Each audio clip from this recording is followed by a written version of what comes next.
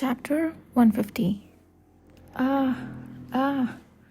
He screamed in a kind of agony he had never experienced in his life, but no sound came out. His stomach, throat, and head all felt as if they were being consumed by fire. His vision was shrouded in darkness. No sounds reached him. He scratched at the ground and writhed, but the horrific pain did not subside in the slightest. Help! His desperately outstretched hand grabbed onto someone's hem. However, before he could finish his plea for help, the person harshly pulled away. How dare they? Even in his agony, Lenore felt a sense of disgrace and shame, his hand grasping for the air. Someone. Is there no one? Call my servant. No, call the priest. The priest. Anyone will do. Quickly, save me. Unfortunately, his thoughts never came to completion. He let out his dying breath as black blood gushed from his eyes, nose, and mouth. Ah! A sharp scream echoed throughout the entire second floor of Deluma Palace, which had been peaceful. Numerous gazes were drawn to one spot. What on earth is happening? Lord Lenore of the Apeto family has collapsed. It's the second son of the Apeto. Oh dear God, is he dead? A few delicate nobles fainted at the sight of the black blood spreading across the beautifully tiled floor and were carried out to the lounge. Those who did not want to be involved in the incident hurriedly exited the scene. Among them were many young and noble aristocrats who represented the name of their family. Nevertheless, many people, unable to curb their curiosity, gathered around Lenore's corpse. The servants struggled to push the people back, but to no avail. Just then, a man pushed his way through the crowd. It was Duke Kishir of Peleta. What is happening?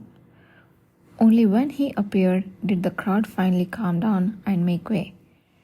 Your Highness, Lord Lenore Apeto collapsed, vomited blood, and he passed away. One of the three servants who had been closely examining the situation bowed and informed Kishir. With an impassive face, Kishir approached and briefly looked at Lenore, who lay sprawled out and bloodied.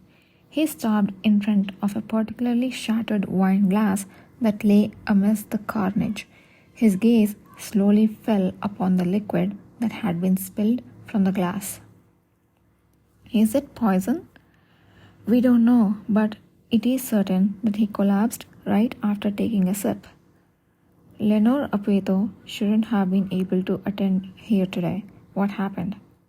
We are still confirming that, but it appears that the Lord came from the Duke's house alone. If he came alone, the chances were high that he had defied the Apeto Duke's orders. It was an unusual occurrence. Very well, then who gave him this glass?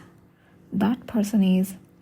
As soon as Lenore had collapsed, a beloved servant was apprehended by other servants and brought to Kishir, forced to kneel. His expression was filled with undeniable confusion and fear. Your Highness, I didn't do anything, really. Explain what happened first. Why did the son of Apeto suddenly drink your wine and die? I was merely following orders to deliver the glasses of alcohol. On my way, that person almost ran into me and I expressed concern that he might have been hurt. But he dismissed the need for help, took a glass of alcohol and drank it. And then this happened.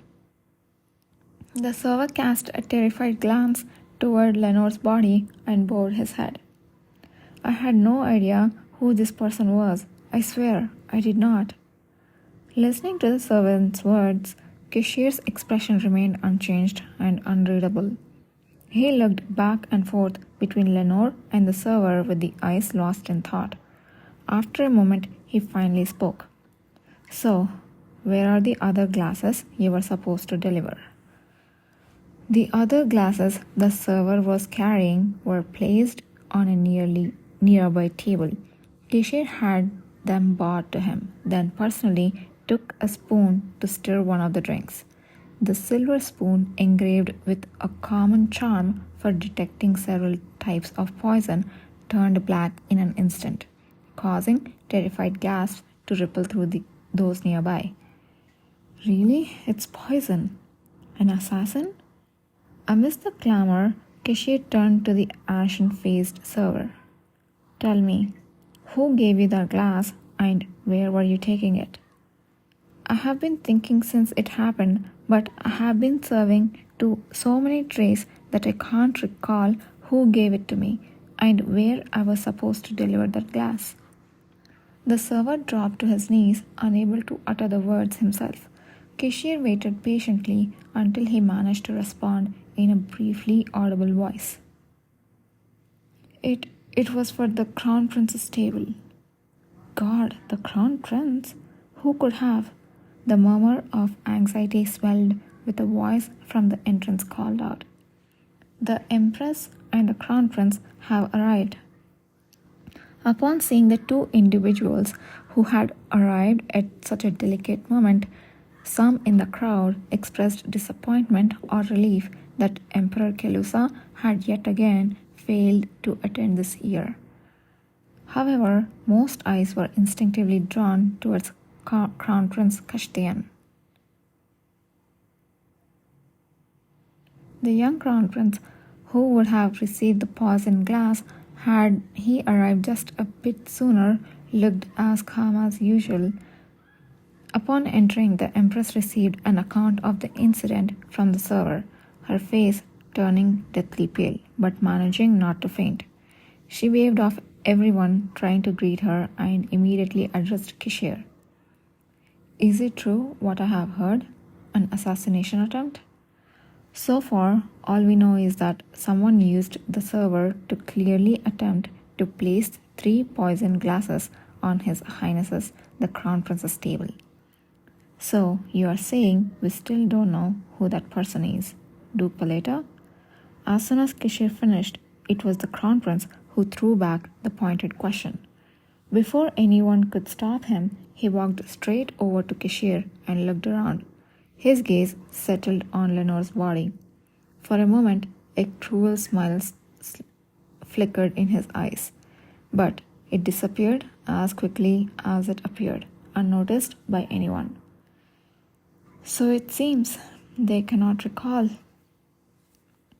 Then I suppose we ought to jog their memory, but wouldn't our priority here be the first have the knights detain the server and promptly rescue the poor man's body, returning to his family? A man has died. Can we just let him lay there as if he's some spectacle? I believe we won't be late even if we pursue the culprit after managing the immediate situation.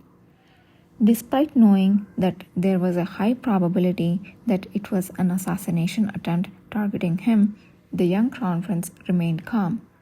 His sage response, despite his tender years, heightened the tension in the room.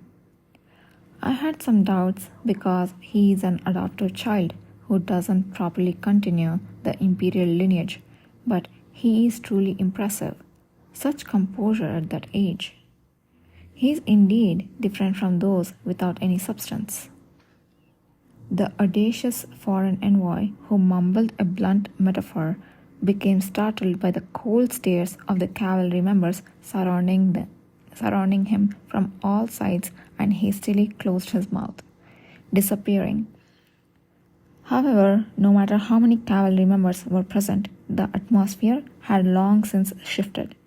Many people felt embarrassed, unable to understand why they were so overwhelmed by simply looking at Cashier's outward appearance as if they had woken up from a dream.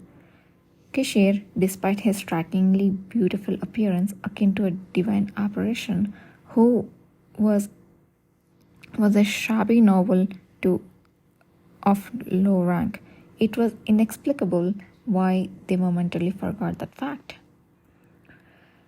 Crown Prince Kashtian, straightening his shoulders, stepped forward and ordered his servants to take care of Lenore's body and to detain the arrested servant. As the crown prince's accompanying servants began to act effectively to follow the orders, the confusion among the people gradually subsided.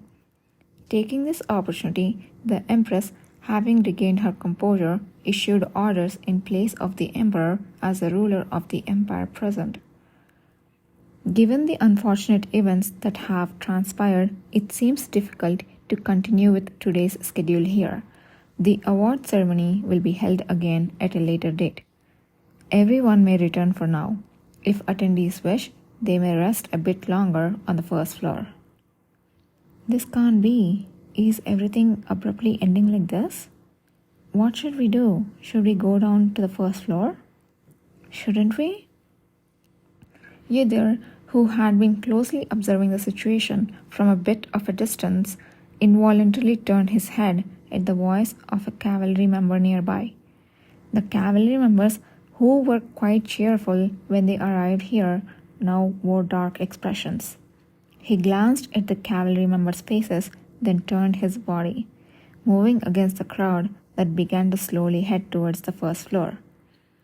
At the end, he saw Kishir standing alone, watching the servants carry away the hastily managed body of Lenore.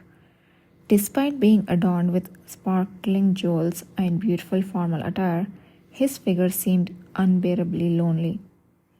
Commander? You haven't gone down to the first floor and come here instead?